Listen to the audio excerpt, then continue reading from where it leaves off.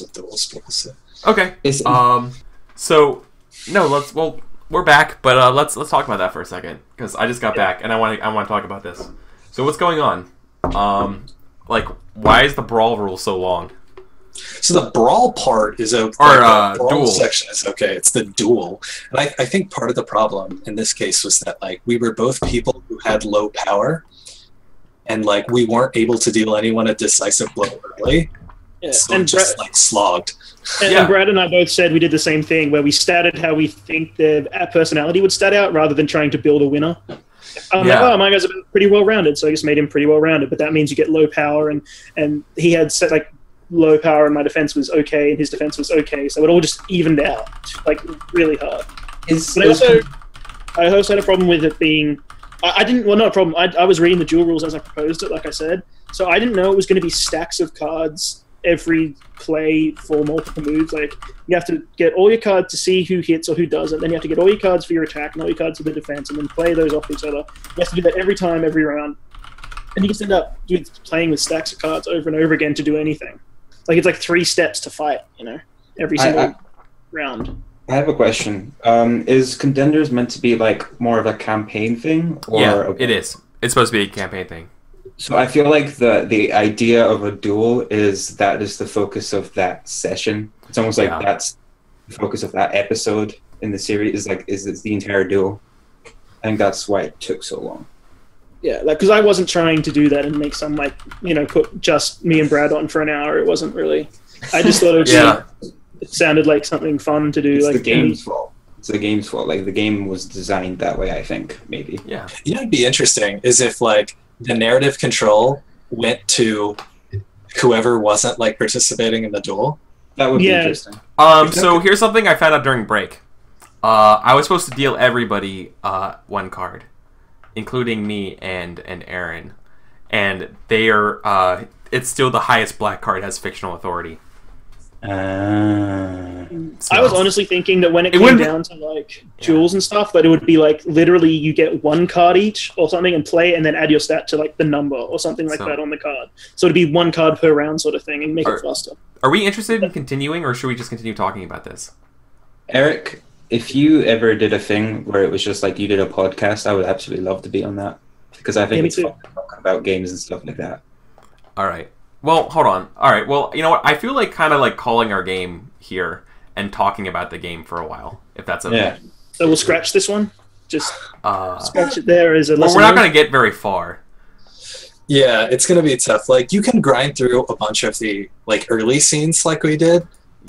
And like see these cool things, but like the setup is like great. It's like the training montage for Rocky, and we see like how they prepare for the fight and like what they're fighting for, and like their hopes and dreams get threatened and they have to win, and then it all builds up to this epic fight. But like, I get why, right? Like the climax of Rocky doesn't take a scene or like a 2 minutes. Even the actual boxing match is montaged through the middle to get to the important rounds at the end. Yeah, right. Like, there's a build-up, and then that final thing, like, lasts for a while, and so I get why the duel is designed to, like, allow you to play out a longer scenario. Like, I understand that, because the rest is kind of prepping for that moment. But I can see why, like, when you sit down to play with a group of friends, you're not always prepared for, like, let's all talk about our cool stuff for a while, and then have 2 people, like, go at it for an hour and a half drawing cards. So see, I don't think it was our fault, like, at all. Like, I think, like, conceptually, like, the ideas and the narrative that we were all doing was, like, fucking awesome. And I feel like the rules got in the way, right? Yeah, I wanted to get to these characters. Like, I wanted to see what happened when we all met up or had a conversation sort of thing. Like, I was really liking the characters. I love the clash of them. They're great. Yeah. So what I would say is that this game is a product of its time. It was a product of its circumstances of its birth. The game was made in 24 hours. Right, kind of impressive, right? Give it like a lot more, actually. So the game was originally made in 24 hours. I think this one had more polish, though. To be honest with you, the 24-hour version I think is strictly boxing. But it's like, it's the general core game is the same. If it was me, I'd honestly cut some of the stats out, put it down to like defense and attack, and maybe something else. Yeah, and then literally I'd play it with like draw a card and you assign values to the cards, like, kings are worth X and stuff. Like, you have them all numbered. And literally, the luck of the draw, you get what card you get, and then you add your stat to the card. So if I had +5 and I drew an 8, I'd get a 13, and that's your round. Rather than all this show, it needs a story hack, is what it needs. The game needs more story. Let's try and write one. We've got time. So let's hack this. Okay. We need I wanted to spend a quick moment, and I want to talk about what the guys I played with on Sunday were talking about this game and what they would change. Okay. Yeah. So here's how. By the way, this is the guy who's building Blades Against Darkness. The hack for Blades, which is like the sword sorcery one. Blades, this is his proposed way to fix fights. One is he says to get rid of all 4 combat stats. The power, maneuver, guard. Instead, each player has a hand of cards. 3, so 9 cards total. 3 each of rock, paper, and scissors. On each round, a player plays a card and describes their action, and then reveals the card, but they don't resolve it yet. Each player describes how they respond, retaliate, and then plays a second card, and you reveal that card. And then if the players... When we were discussing this, I really was thinking, I love when we came to the Yu-Gi-Oh decision, but with the way the game's designed, you can't play Yu-Gi-Oh! You can't play one card and everyone goes, it's always like, this suggest that one, that one. Count those. I like the idea of just selling it into like rock, paper, scissors. Like that kind of like... Yeah. One beats one, but... It's supposed to be tactical, right? So my only pushback... My only pushback against that would be that, like, the cards being as they are also gives you some guidance on what's going on in a roleplay sense. Like, I don't think rock, paper, scissors guides or tells you much about what's going on in the fiction. Like, you have to make up the rest yourself. Okay. All I'm saying is attack, defend, feint would be probably what I would do, right? I think that would... I mean, that could work. Yeah. All I'm saying is, like, it makes it really hard also narrative the way it is now, because, like, let's say you want to do your special attack, like, you're like, oh, this is my big moment. That could easily be super shut down with just getting poor success, that kind of thing. So it doesn't really have that, like, action story to it. You don't activate anything. It's not like you can go for the killing blow, because it just might come down to, they got successes, and then this happens, and that happens, and it's not like a narrative thing where it's like, oh, you miss your big attack. It's just we end up stacking who succeeds more, and then figure out how it works, and then move on. So there's some more. There was some more to the way the combat's going to work, right? So not only do you like the iterative rock, paper, scissors throughout like your round of fighting and how you like block or feint or that kind of stuff. If you play this, if the cards you played are the same after that second card, you get to return both of those cards to your hand. If both cards you played are different, then you only resolve like who wins based on the second card. And you can only return one of those cards to your hand, and you must discard the other. This way, I'm sorry, what? No, I was just because there's still more. There's still more to what's going on here. I want to hear it all. I want to hear it all. I'll stop interrupting. All right. Okay. So now there's sort of like a depletion of resources going on, but then cards, all 9 cards will have variable narrative authority scores. So whoever played the most narrative authority points gets to narrate the outcome as sort of like the last catch. But I can tell you this right now, that last point about the narrative 30 points, we're going back and forth on, is this a good idea or not? I mean, you'd obviously call it something different unless you're exclusively playing with like game devs. Well, yeah, I know, but exactly. We're speaking everything in terms of the language of, we're designing a game, and these are placeholder things. Yeah, I get it. No, I get it. It's interesting, but I don't know so much how much I feel about the narrative. Like, it's cool, but I don't know how well it works. Like, the idea. My greatest contribution to this email chain has been, why doesn't just the loser narrate? Kind of like, because I was playing Remember Tomorrow, and that's what you do. And Remember Tomorrow is the loser narrates the victor, and the victor narrates the loser. It's always fun to describe how you get destroyed. There is a catch, though, to this game when you do that.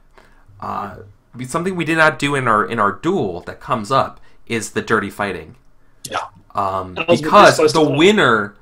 so there's a penalty that comes in when you dirty fight. Like, it counts as a wound against you, and it can count more and more the more you do it. But there's another catch to it. If you're caught dirty fighting, basically, if you lose the match, the person who won the match can dictate if the ref basically saw you dirty fight, and you have additional negative consequences to that. So how do you add that back into the list if you have the loser narrate? You can't. So unless if you're dirty fighting, you better lose, which is like doesn't really make sense. So do the rules of the game as written like give you any indication of whether dirty fighting gets caught? I was looking for it, and I couldn't find it. Yeah, it's narrated at the end of the duel. Okay. The winner of the fight has discretion on that. So if you dirty fight, you better damn well win. This basically is the idea. Like, the thing with dirty fighting is always like a problem in any system. Is like I just came off doing Worldwide Wrestling RPG one shot, which is really fun. And again, it's like you narrate what you want to do, and you try and narrate your moves and what you're doing to fit your character. And then you try and, you roll with whatever stat fits your action. So if you're lifting someone above your head, you're clearly rolling with your power stat, right? Yeah. That kind of thing. And the thing is that, like, even in that game, I was playing a bad guy. If I got 2 momentum, which you could generate by talking to the crowd and that kind of thing, I can activate a heal move to just win. Like, I can just screw the booking, screw everyone, spend 2 momentum, and I win. By doing something underhanded. And then there's like consequences, like they come after you later and stuff, but you just win. I think like say like a Powered by Apocalypse then that's game. a brawl. You just like described edging basically a brawl. I'm sorry, Aaron. Like a Powered by the Apocalypse game, you describe what you do and then that triggers the moves. I feel like this is the other way around where you do the moves and then you have to describe what very much so. Well, the idea is that this game's supposed to be like not as like burning wheel fight rules, but still have some tactical things going on in this fight, in like a one-on-one fictional fight. Like it's trying to find that middle ground, right? But this was also made. This game came out like 5 years before Apocalypse World. This was hard. Yeah, right? Exactly. Like. Well, I just feel like this game is a map away from making it into an actual combat game, but using cards. Like it's very detailed on what you can and can't do. Like there's lots of moves. Like put it this way, when I'm going to play Once Upon a Game this week, and you're like, here's the book, and it's 100 pages, and I'm instantly like, I don't know. Yeah, I'd like to see a modernized version of this. I would say this is something. I'm glad you brought that up, Rika. I want to see a modernized version of this game too. It has a lot of potential, and I'm telling you, like I'm in an email right now working on how to make this better. We're gonna make Contenders great again. Contenders great. Well, it's the same thing that happened. We were going to play what was the vampire game, Night's Black Agent. Same thing. Yeah. You sent me the book, and it's like hundreds of pages, and I'm like, I don't know about this. Yeah, I'm sorry. I'm sorry. Like I don't have time for that. I just don't. The reason why I sent you that to you, I was like, don't worry, it's easier than as written, because I was eliminating parts of the rules for it. It just was very, like the game just has that old school feel. Like it just doesn't. It just feels like a full. It's over engineered is what I would describe it as. It's overcomplicated. Yeah. For a one shot where nobody's read the rules. This game's not made for a one shot. Exactly. I would love. This game needs to be slimmed down into a one-shot. This game can become a one-shot game. Yeah, it needs to be built up. It needs to be like taken apart and then built back up with more like modernized rules and like more expedient stuff. Yeah, because like you literally sent me the book and I'm like, are we playing like a new Dungeons and Dragons I haven't heard of? Like there's 100 pages here of stuff to read. And I'm like, there's the same thing. Like I said, you sent me the Night's Black Agents book, and I'm like, oh, okay. And I start skimming it. It's like 100 pages or something. And I'm like, okay, this looks fun, but there's so much stuff here. And you're like, you know what? Not going to happen. Scrapping that. We're doing the scroll. You sent me the sheets like an hour before we played, and we were all good to go. And it took 2 seconds, and we had a lot of fun in that game. You know, I will say one thing in sort of dissent of what you're all saying, because I think that what you're saying is all like true, but I have like a soft spot for me, for like kind of some old school games that have more, that can be a little like more dirty, gamey, they can be. And I think that there are situations where gaming RPGs like this work better over longer campaigns because there's like, in my opinion, there can be more mechanical depth if you want to get into it. Like being able to being able to like access the wealth resource, which then allows you to move traits up and down, which then affects the way you fight, which then affects like how the stat. I think that there's something of value there. Like I get the desire to play like a more modernized version, but I kind of want to. I would rather like see this breathe on a longer term. But like, if you wanted to do it as a one shot, I definitely agree with the sort of things you all are saying. No, absolutely. We're not saying like we're gonna fix it. Like, if you want to fix the game long term, you would. The number one thing I would do would be like I would look at the rules and I would literally make a flow chart of every option players have on each turn, and then and watch the you know how like Adam did the Burning Wheel flow chart, or like even the Dungeon World GM flow chart. Like, watch how everything flows through wealth. Because I can already, like, knowing the rules instinctively, wealth would be like the middle of the chart with all the arrows returning back to it. Well, that's your currency. That's your currency. That's your blood. That's what gets exchanged for everything else, right? Like, literally. Yeah, I'm not talking down mechanics-heavy games. I'm not saying they're bad, because they're not. But they are campaign games. Like I said, Dungeons and Dragons. I mean, a lot of people know it, and people can one-shot it now. But like, that's a huge game, but it works for big campaigns. And this is a lot of rules. If you want to play a full campaign, it's great. But I mean, when it's once upon a game, and I'm here, and it's one-shot, I look at it, and I'm like, I don't know how this is going to flow. Yeah, I get it. All of like. It should have been a long, like, this game, it feels like it would work better if it was a long-form campaign and all of the players read the rules before they started. Yeah, well, all I'm saying is, like, look at this game. How excited were we after character creation? Everyone was buzzing to get fights in. What if everybody's score... Here's an idea. Know what would speed this up? Not using cards. I agree. What if you just did your scores like you were playing Ryotama or Savage Worlds, where everyone's base stat is a D4, and then if you put a point in it, it becomes a D6, and if another point becomes a D8, another one point becomes a D10, and then another point becomes a D12. Right? It could be, yeah. Or you could do this could also work in like a Dungeon World, like 2d6 plus stat type thing, which we're going for 7 it gives to you 9s like 2D, everyone has 2d6, and then like you get like a +1 for a plus 2, a +1, a 0, and a -1, or like 0, 0, +1, -1. And then you go for 7 to 9s, and then so you have a net 0, but everybody. Yeah, and then and you always have a chance. Like, you could roll amazing and still do great, and that represents getting lucky, basically. Yeah. Or you can do your thing you're good at and just crush it, right? But then you could still roll like Snake Eyes or even up to a 4, and you still fail. I'm thinking like a something similar to like a Burning Wheel or like a mouse card in the combat. That's what I'm thinking. I think if I was doing this as a one shot, I would actually really fucking hack this game to the point where it's like Mortal Kombat, where like instead of you like having your like you do your things on the side and stuff like that, it's like no, there's like a tournament bracket, like start out, and like, you know you're gonna fight this person at this certain part, right? Like, and like trigger the duel. So like you have like the scenes, and you could do your prep, you can do the thing, you might like get in their face, but then it's like trigger the duel, and you know exactly who you're fighting, and then like, that's exactly right. Like, it's like even you could even loser bracket too, right? Yeah, loser bracket, right? So it's just like in-game around a game. It's just like we have an intro scene. Rather than us all picking worked intro characters, we just do an intro round of like, who are you, who are you, who are you, who are you, and then we just go into a fighting tournament. But that's our goal. Remember tomorrow's Care-Gen would be like what I'm thinking. It's super nice. It kind of accomplishes the same thing in a way, right? Like, you have a goal, you need to be ready, willing, and able in order to enact that goal. Your goal in this game is to solve the problem of your person, of your connection, right?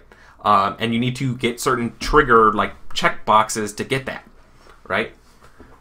So what if you had it, but like your check boxes, instead of being ready, willing, and able, are basically you need to fight, and like you need to win wealth, and you need to earn coin, and the way you earn coin is through fighting.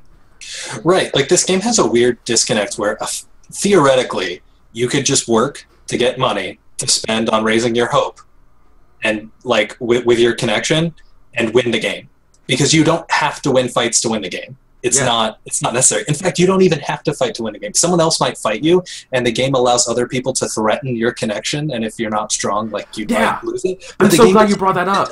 Anyone to threaten your connection. Like, it costs so much of your own resources to threaten someone else. It's like a board game. It's like a Euro game where it's like, if you're playing to hurt another person, you're playing wrong. because that's never the optimal strategy for you. Yeah, it's really not. Like, the only way that would make sense is it's true that when you hurt someone's connection, you can hurt them and make them much worse at fighting. But you don't get better. But, and like, winning the duel at the end doesn't determine whether your character has a good ending. If you win the duel at the end, but you have pain higher than hope, like, your worst fears still happen to you. Exactly.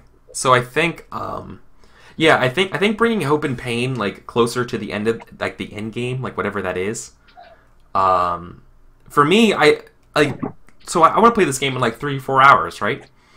It should be the end of the game should either be fixed, or it's when like hope or pain, somebody's hope or pain reaches 4, and they start at 1. And so it's like you're gonna have like maybe 2 or 3 quick duels, or like you do something. But like as soon as that happens, then it's like, okay, everyone finishes their turns, and then you roll your die. I don't know. I like the idea of doing fiasco, honestly. I was thinking about that the your whole pain time. and your hope, and just doing the fiasco net bonuses. You're welcome. Fiasco sounds like a great idea. Also, like otherwise you can predict it. Like you can predict the ending. Yeah. There was like there's been fiasco mods with like the murderer one and stuff where you get like murder dice and do things like that. You could adapt something like that into a fighting mechanic, I feel. And also like we had characters that were great. Like I wanted like the metal guy to go talk to my son and try and pull him the other way. Yeah. Like, you know, things like that. We didn't really get to bring the characters in because but it would have cost me so much to do that I would have. Like, why mechanicize that? Why can't we just story tell that sort of stuff? You know. I have something that builds on that if you want. This comes from another guy. Right. This is a podcast. Now we're doing game show. Let's do it. So this is one of the designers making a case for why narrative authority being important. I'm so glad you brought that up, Riga and Brad, because that's what he's talking about. It's like one feature that we didn't explore on Sunday, and the same feature we did not explore tonight was how much in our game is using narrative authority to twist the knife in each other's characters' guts. This isn't just I beat you up real bad. It also includes who sees the fight, how do they respond, does your trainer suffer a heart attack during the fight, you know, did your mom see you cheat in the ring, that kind of thing, right? Like those types of details is why fiction, like having narrative authority at the end of a round or a scene could be important, right? Like you could throw those things in there, so like it makes the game different. I don't know. I feel like when we're talking about narrative authority in a fight, it's like your initial thought is to be like, oh, cool, battle porn. Like we can describe our blocks and that kind of stuff. But really, it's the details that happen because of the fight that you really want the power for. I mean, there is no incentive for us to really hurt each other. Yeah, like narratively. I mean, there's an incentive to go like win a fight so we get money or something, but like, in terms of actually hurting each other, it's not incentivized at all. Yeah. So the only way that like I was making losing work was like in my head, I'm like, what would my character do? Well, his soul's hurt, so he goes to his family, and then they shut him down again. So I was basically hurting myself for story because there is no point to actually hurting each other, right? It doesn't do anything. I feel like it's more of a game than a role-playing game. Yeah, it feels like I'm gambling. It just feels like I'm playing cards. Like it's not really for a story goal. It's just the mechanics get in the way. Yeah, it's the game is over the story. Like the game is the mechanics are the most important part for some reason. Yeah, no, this is definitely a game that puts the mechanics first, and you're supposed to derive the story over the mechanics of like how you're supposed to be playing this game. Like it's very much supposed to be like a tactical game. Like it's supposed to be like a little cool, kind of funny, random tactical card game where it's like, you know, it's absurdly luck based. It's a card game. Yeah, it's not. I feel like it's not even a role playing game. It's a card game. Yeah, that's what I feel like. It's playing to win the card game. Like, because as far as like RPGs go, the mechanics are there to help you tell the story. Like, what are the rules on this move? Well, it's like, because can you use it here or there? Like, let's say for like a Dungeons and Dragons thing type of game, right? And in story games, it's like, well, these are the outlines of where you can direct to keep a story moving. But here, it's just these are the mechanics, and then chuck on some story stuff on the end to like give it some image in your head. But really, you're just playing cards. You're just playing cards with different rules. Right. It's like we showed up to like talk about this cool story and these like awesome musical people who are fighting for their loved ones and connections. But then we like sat down and just played 4th edition Dungeons and Dragons and like just It's like if we played. Yeah, it's like if we played Magic the Gathering, but like we were actually describing each monster and what they were doing, and like we were putting role playing over Magic the Gathering. Yeah, that's the perfect analogy. Holy fuck, that's perfect. Yeah. I seriously felt like we sat down to play poker, but then we just like tried to play characters and said, "Oh, I'm playing this card. It does this," and you know, like, But really, we're playing poker. Like, Yeah. Like, well, I have a full house, but I don't have a full house. What's my character feel about that? So like, So is the answer to that is that we want this to be first fiction based? Definitely. Right. Okay. I mean, can you do that while retaining tactical choices? Probably. See, it would have done enough for me over a campaign for me to feel good about like it being, you know, fiction and mechanics married together. I mean, there are probably some things that I would change for game design just because it gets like, I want to be able to flip cards and immediately know what happened. Yeah. And not like have to think about it or flip a second set of cards like that. That is I frustrating. think what would be a cool mechanic is like, you know how like in Dungeon World you have like alignments and it's like if you do this you get XP. Yeah. Right? If you bonds. Yeah. Well, no. Like say for example, if you're a paladin and like you're good as like protect the good from evil or something like that, right? Yeah. I think it would be really cool if there was a thing in character creation where you were like, I get points every time. Like there's some kind of reward system every time that I like attack. Like I have to be full force. But, like you keep that secret, and it's kind of like learning your opponent. So that helps with the tactical aspect of it. We were playing this game without a lot of those extra functions, and I think that does add a lot of that kind of stuff into the game. Not so much as XP, but like it gives twists to the games. Well, I like because like. I'm just sad I never got to break out my kazoo special move, okay? Like, that was going to be a thing. Didn't happen. But also, like, I'm trying to... Okay, so we talked about... They're called text, by the way. That's what we didn't add to the game. Okay, but, like you're talking about Scott Pilgrim, and I go to the movie, like, the fights don't last that long. They're awesome action scenes, and then we learn about characters in between. Right, now that's true. Like almost every fight, they like stop in the middle of it, and then they're like, "Yeah, like, this is where this character come from, and why this is important." And they all get their backstory during the fight. Like, yeah, he used to date me, and then we did this, and he was the evil guy, so I left him, and he punched the moon. Like, you know, like we just get a random little cutscene in the middle of the fight where everyone stops for some reason. Like every anime where like they have a conversation in the middle of a fight where they don't get hit for some reason. You know, that kind of thing. The fight's not the main. The fight is the action scene between the storytelling. Yeah. Maybe we were trying. Maybe part of the problem though is that we were trying to do that, and the system was not made for that kind of story. Yeah. Right. Yeah, I think that at this point is pretty clear. Like it just. Yeah. We wanted it to be something that it wasn't. I think. Okay. Here's a question: if we hadn't reskinned it as bands, would it have worked any better? Like, would it have fought us less to try? No, because we all would have come up with cool heroes with drives, and then we still would have been stuck playing cards. Yeah, no, I think I get that. Like, I had some difficulty early because it was like, okay, I'm using a balanced style of fighting. You know, what in the world does that actually mean for music? Like, it would be easier for me to describe that for a fighter. I think you could. I think you could describe that with music. But it would require like knowledge of music. Well, that's what I said. Like my initial idea that I pitched to you guys before we started playing, and the game didn't turn out that way, was that we were all part of a band once, and then we went our different ways, and now we're coming back again. So we could just like have stops where like the person in narrative control like goes back in time and tells us about like a struggle they had while we were in the same band, and make conflicts with ourselves. Like you can do all this character build up stuff if we wanted to. You guys got stuck playing cards. Can I make a suggestion? Yeah, go. I think duels should be more important than what they are. And the way I see them working, and what Leafington's saying, is that how they're about to lead up in the Fallout. I think we should figure out a solution that makes duels, like the combat itself, like fun and tactical and quick. But you remember when you challenge somebody with a duel, and like it's a number of rounds for like the duration and like the what goes on with the duel, like those settings. That should also trigger a countdown to the duel. So then, like you have like 3 turns to like do your prep stuff, and like it's like we have like the build up, cool. And then we have the duel, and then like it's a big deal, and like a lot of things get resolved in the duel and the fallout of the duel, and then you gear up for the next one. It's like a big deal. To steal another mechanic from the wrestling RPG is leading up to it. Background and character generation or character stuff, you know, like happens when you prep. Like you have the big fight coming, you know. But like, seriously, like if we're doing it in a tournament where there's an audience, in the wrestling RPG, there's a whole mechanic about generating heat, which is the more you interact and the more rolls you make against each other, is how much the crowd wants to see you guys go at it, and then that helps you during the fight.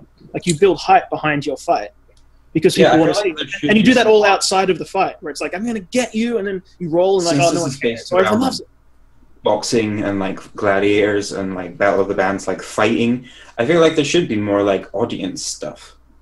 Yeah, we didn't have an audience. I mean, us not having an audience was funny because we're an old person. Yeah, that was our fault. Like that was narrative. It's funny once, right? Like, well, we only had time for one because it took so long. Like the joke got old because like we were sat there so long, you know. Like, but the joke worked when we said it because it was a joke. That's the point. And then we started Family Guying it. We just had to keep going back to the joke because we didn't have anything to fall back on between playing cards. Okay, so here's an idea.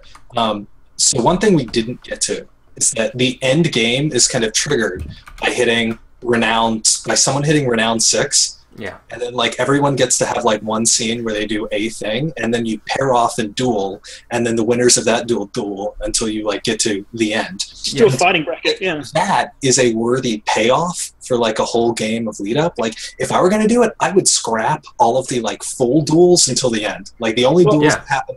If I was going to reskin this, I would make the even Battle of the Bands. I'd just make it like a record deal that a company is holding. And then you do Battle of the Bands and see who gets the deal at the end. Sure. I mean, like the goal of the thing could be a record contract. Well, the point of it is money. Is you're doing all this stuff for more wealth than you could ever get, because that wealth is then how you solve your connection, right? Like that's sort of the idea, right? And yet, like, why you fight is the connection. So I think it kind of should be that way, but I'm not sure it is because like there's no reason to win the duels at the end. It doesn't matter. All that matters is your hope. But you're taking it's such a huge game mechanic. Like we said, it took an hour for us to have a quick fight. Yeah. And then there's no point. So it's like even if you were willing to dedicate all that time to him, and there's still no point. So how do you? So so what you're saying, Brad, if the whole game's supposed to be building up to this sort of like set of fights, what should prior to the fights look like? So I think that like I would take out the duel mechanic. So like it's out of play until you get to the end. I think you can leave in the brawls, and if I were designing it, I would find a way to incentivize threatening other people's connections, because it gives people a reason to fight, and it gives people like a way to put on screen the things they care about and fight for them. Like the fact that it costs you so much to threaten somebody else's connection means that like, you know, no one's ever going to do it. So if I were doing it, the duels would be at the end, and you would threaten people's connections to hurt them before the duels mechanically, and like to give them to give us something to care about, and to make the characters want to fight each other narratively. And I would set it up that way, and I would tie your more of your performance in the duel. I would find some way to tie that more to like how strong your connections are going into it, and like you draw strength from that to do it. Like maybe I would do away with stamina and replace it with like your hope, like your strength of connection, like your bond to your loved one gives you the determination to keep fighting. Like I don't know, I'm just spitballing around, but I would do something. You're onto something there. Great. You're onto something there. Hot damn, that's real good. No, I think that's great. And also, like, if I was to reskin our game we just played, if I was to, like, let's say we're doing story version of this, and I was like, how do we open? Here's what I'd do. I'd say, we open in a fight. We're already in the competition. Each of you describe your last fight you had and won, and then go backstage with each of them, meet your family or whoever who's there to watch you, and then we all meet up backstage and talk in the waiting room for the fight while the bracket gets decided. We're already in the stage, and then go back in time, flashback. Why are you here? There should be like scenes of like behind the scenes of like right before the fight, like how are you preparing right before the fight, and like the intro. There should be like I don't know, like this game kind of like focuses as well, I felt like, on the life outside of the fight, which I don't know if it had to. Yeah. I feel like I love the life outside the fight, but only if it's not mechanicized. If you can just say things, just tell the story of your character. You shouldn't have to run it with stats and rolls and cards. It's just like, this is why I'm here, this is what happened, and that kind of thing. And then build that story. That justifies your relationship to the people you have connections with. So, and then play against them later to build that. So why would you antagonize someone's connection? What benefit could you get in a fight from that? For me, a fight is 90% prep work. You want to get in their head, right? Right. Yeah. So what would that look like? In a system where more of your performance in the duel at the end is tied to the strength of your connection, that would give you a reason to want to harm other people's connections. And so it damages their connection. Right. Like you threaten people's connections and try and damage them to make them weaker for the eventual fight. Like that gives you an actual reason to do it. Put it this way, it doesn't have to be damaging like fighting. Like I said, in this story right now, how damaging would it be if Lars came in and got my son and started pulling him into metal culture and making it worse? Right. How much strain would that put on me? Like strain narratively, you know? But narratively as well, there's a lot of times where that would make your character fight harder. Yeah, exactly. The other thing, Bolster, like I have to win because if I win, I can prove I can beat this guy who's corrupting my son. Fight. You know? Yeah. So the way you could do it is you could stat your connection with like basic stats, like give them a floor, like not a stat number. Like what's your connections like kind flaw, vice, virtue, that kind of thing. And then the other people could try and find a way to manipulate that. I would probably just give them like, I think I prefer it just like when your connection just has a stat, instead of giving them lots of stats, because I think it would get too hard to think about. Like balancing your own stats is already work because you increase them all and decrease them all, and like they interact. Well, no, I don't mean stats that can be adjusted. I guess I meant descriptors of personality. Oh yeah, no, that would be nice just because it's already so bare bones. Like, okay, so like let's say my son, right? His virtue would be he cares about his family, he's still part of it, but his vice is like metal music, and he could just do like just labels, like not stats, just labels of like this is the character, and then it's like if you want to prey on them, you can like try and manipulate those stats if you're trying to hurt me by getting to my family or my connection, whoever that is. Yeah, I feel like there should be more like mechanical things for like mind games, like figuring out the best like. Oh, yeah. Because I could go into my son, but it could be like my wife, who is a loving, supporting person, but her vice is like an alcohol addiction or something. You could do anything. Oh yeah. So I'm trying to think how the prep work and training would look like then. Would training improve? I don't think training's too relevant. I don't even think it's relevant. I'm tempted to like just cut it out. Honestly. Okay. Yeah, like you could honestly. You could remove the training and put it more into like I'm more interested in the relationship between like the connection that drives you to fight and that can be damaged and that like you're afraid of will hurt than like what you physically the training. Mm-hmm. Well, see, I'm not behind at all this constant fluctuation of stats that keep getting up and down. Like I'd rather have your stats that you can use sort of like point by like where do you assign your strengths and weaknesses, and then have like your health gauge that is the only thing that sort of fluctuates, rather than keeping track of I hit this attack and that lowers into that much, and then next time that means he has one less card to play. Like the constantly fluctuating stats is just, why are we keeping track of all that? Just stat out your guy how he is and then see how you can play against someone else. If you make a glass cannon, great, but if you stuff it up, you're a glass cannon, you get destroyed, you have no defense, that kind of thing. Like I feel like this game, it's like the one that we're describing, the hypothetical game. Yeah, the concept game. It's a very good like. Basically, it's less focused on like fighting and more focused on like exploring relations and shit. Yeah, it's just exploring the relationships of people in some sort of fight, which is interesting. Yeah, difficult. Well, I mean, like. To go back to, because I think this game definitely originally drew inspiration, to go back to Rocky, like, Rocky is not about the mechanics of boxing, right? Like, fights at the end. Not at all. It's about exactly. It's why you fight. Yeah, and the fight at the end is not about like how Rocky has learned to dodge a right hook, right? Like that's not, have you seen the fight? It's what matters to Rocky is it's like a story of a man and like what's driving him and what he cares about, trying to. Quote the movie, Adrian. That's what he cared about. Yeah, and that's why he did it. And like, that's what was on his mind. I get why the training is there. Like, it gives you something gamey to think about and to engage with the mechanics in that way. But I also get how training works. Like, right, like the training montage is an important part of a sports movie, of that like kind of athletic movie. Well, also to go to another sport, back to wrestling again, is how long does a match last? Like 10 minutes and 30 minutes if it's like a pay-per-view? It's all the build-up. It's all the start. It's all the, like, their characters. You want to see them fight and kill each other because they have a feud or they hate each other. It's all build-up. The fight is just the culmination. Same with everything. The fight's at the end, and that's to see who wins. In Rocky, he doesn't win. They tie, right? Wow. The fight is just the catalyst to get to the story. I mean, what matters is he made it, right? Like, he makes it. He did it. He made it the whole way. Yeah. Went the distance.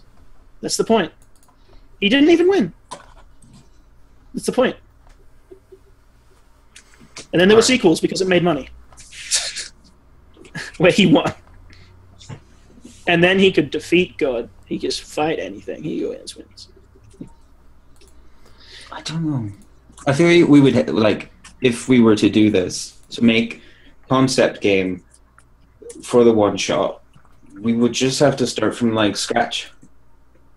I feel like it would just bring the concept of a fight and then start figuring out how we do it. This game does have some interesting ideas, but it's like Eric said, it's a product of its time. It's too rules heavy. Yeah, it definitely needs an apocalypse world hack where we can boil this down to consequences, right? Like, yeah, the apocalypse world has been put so many different places because you can just adapt the rules. So all we're doing is be adapting the fighting version, the tournament version. I feel like what Leavington and Nick are saying in chat now, it seems to be pretty poignant. On your turn, you don't play your own character; you just threaten someone else's connection. So it's like, it seems weird that doesn't really, that may or may not give you enough room for your own characterization. It's almost like you're not playing your character on your turn, which is almost like you're playing Remember Tomorrow when you're playing a faction that's targeting another player all the time. Like, I hate to keep making that analog, but it's just like, that's what it feels like. It's like I wouldn't say that's doing other person's characterizization. Yeah. I wouldn't say that's the point. But that's what we're kind of talking about. I really like the new thing he put with the phases. He's talking about, like, different phases, like a training phase, a connection phase, and a duel phase. I think that would be... That's what I was thinking. Well, you could also do it, to reference a game that you play, like, Blades in the Dark, how you had sort of, like, 2 slots of downtime, and you could assign them to do something. One of them could be, like, gain connection, and the other one could be, like, attack someone else's connection, and try, and then you might roll and fail. Like, you could, like, establish, like, between fights or between days, like, action points to use on certain certain things, and then narrate and do story of how that works, and actually act it out.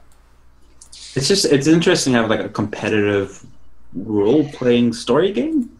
It's interesting. Yes, trying to win at the end is interesting, but I feel like, the winning or losing, it's all characters anyway. Like, if you could play a great character who loses, and that means a lot to them. They could be, like, full of themselves and not realize what's important, and then they lose, and they finally get that realization at the end. That's just as much a character as someone who wins. Because role-playing game, I mean, correct me if I'm wrong, but in my experience, role-playing games are not necessarily about winning. No. Right? Yeah, but I think this one is. Dungeons and Dragons. Yeah. Well, again, but even then you can't win. At the end, you max your level and become a god, and then just start again. I think you. No, then there's other universes. Then your players. Then as the player, you must learn how to make your character come to life in our world. Yeah, which is where the real fun begins. Again, there's not an end point, right? It doesn't stop unless you want to stop. No. I've heard of campaigns that they've been going on for, like, fucking decades. Yeah, exactly. So there is no winning. You like a persistent world, kind of crazy shit. Yeah. I always think of every single game I ever play as a movie or TV show, depending on what we're playing. And you just you get characters, and you get a story, and you get an ending. But the thing is, okay, a movie is the only place in the world where happy endings actually exist, because life goes on, right? Okay. Things happen again. Like, I mean, I'm not saying things can't end well, but life goes on. Like, when the credits roll up, that's when the movie stops. That's not when the world stops, right? There's been great things written about what happens after famous stories. It's like end credits. Their lives don't stop there. No one hit pause. I mean, Game of Thrones, if you think about it, Game of Thrones is a story about what happened after the war. It's a fallout story. It's everything afterwards. Yeah. It's what happened after, like, the main heroic fantasy story, and then here's, like, all basically you could make the series that goes up to that point, and then you sit the end, and it's all great. But then Game of Thrones was what happens afterwards. Yeah, I mean, they killed the Mad King, but now what? Turns out the new king isn't necessarily a great king. They got the happy ending, but what happens after the happy ending? Turns out things get shitty again. Yeah, but I don't necessarily want, like, this game to be. No, I think we're just talking now. Yeah, I think we're just talking now. I know. All right, so we gotta ring it in. I'm getting pretty tired. All right, so Aaron, who are you? Why are you on my show?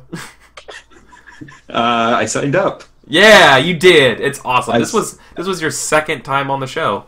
Yeah, no, I still like I like the I like trying new things, and I like that we can have like an intelligent conversation about role playing games. I think that's really cool. Yeah, like awesome. I've had games where the game wasn't so well, and like I say like, hey, should we talk about what went wrong? And then they're just like, they don't understand. Right? Oh man, this is like after every episode we do this. Yeah, this is what happens off stream usually. Yeah, I quite like it. Well, I think it's interesting. I think it should be part of the stream. Yeah, especially as a one shot, because it's like this was our experience. Let's decompress a little bit. You know, what can we learn? It's like it's kind of like a first impressions almost review of the game. Like 4 hours is a great game stat block. Like I usually get a lot done and you can get a story done. But I honestly would like 5 hour streams where just the last hour is just the recap and the talking. And yeah, I couldn't do that. I know at the time. The timing is not available. I know the time isn't available, but you could almost do like a next day like podcast. If I didn't have a 9 to 5 job, I would definitely do that. I would love to spend my mornings playing like a game. Like I said, I get that the time isn't there, but I almost wish like you could seriously do like a next day. We do a call for an hour and talk about it, because I would forget everything I've ever played, I always wanted to either talk about it or it sticks in my head afterwards. I would forget. I would forget in the morning. I would sleep and it's gone. Either way, I'm not saying we can do it, but I would love something like that, because there's so much to talk about with all these games. I know. So much. Like, this is probably my favorite thing to do is to have drinks and talk about games. Like that's like it's fun. It's fun. And besides playing games, it's fun to be part of, and I think it's also fun to listen on other people's opinions and stuff. Yeah, and it's a podcast. It's fun. So, so Aaron, thank you so much for coming on the show. I know it was weird that we played a weird game. It was the first time I'd played this game on stream. I only heard about this game since Sunday. So I still enjoyed it. That's why, but this is why we play games. Not every game's a freaking like a 10 out of 10, right? Sometimes you get like, this was made in 2005. It has a lot of really good ideas, but it's not for a one shot on this show the way it's made. Look what we did and discussed. You might make this game into a 10 out of 10 for next time with these discussions. Exactly, right? I know I'm not going to be, because I'm way too busy. My whole life is like redlining right now in terms of time. I'm tempted to like go over the footage myself and just take notes. People said. Seriously, awesome. It's like such great ideas going around the table. Riga? Yeah, I'm always talking anyway, so I'll continue. I was super good to be back, and I do like this. I do like having a breakdown discussion. Like, I've seen people play games and things go wrong, and then they take that as a fail and quit. I like that we went, you know what, this game is boiling down to becoming slow. Instead of the game, let's discuss it. Let's talk about it. Let's hear each other's opinions. And we've talked for well over an hour on just what we think or what would be cool, right? Mm-hmm. And learn just as much from that. So I'm always happy to do this, and I will be back, and can't wait to play or talk again about whatever, because it's always interesting. It's always good to be here. Yeah, it's awesome. So I'm so happy to have these kind of conversations. This is so nice. This is seriously so good. And last but not least, Brad. First of all, thanks for having me, Eric, and thanks for the games, all of you. This is my first time playing with Aaron. Had a great time. With all of you. Always fun. There was a part coming out of that break where I was thinking, like, okay, so I don't want to fight anymore. If I spend 2 loot on this, I can do that, and then I can ignore the rest of the game, and I should be okay. And then I realized, and then Eric was like, do you all want to keep going? And I was like, you know what? No, I want to talk about it. I felt I wanted to talk about it. That's why I asked. Yeah. It's like the game is starting to bring out in me that, like, all right, I'm going to crunch the numbers. I can win this. And I'm just glad we did this instead. I had a fantastic time. Thank you all for coming out. Thank you anyone who stuck around and were interested in engaging with our discussion. That's fantastic. It really is. It's super great. And otherwise, it's super late, so I wish you all good night. Yes. Oh, yes. Get some sleep. Take care, everybody. Good night. This has been episode 38. So take care. The podcast.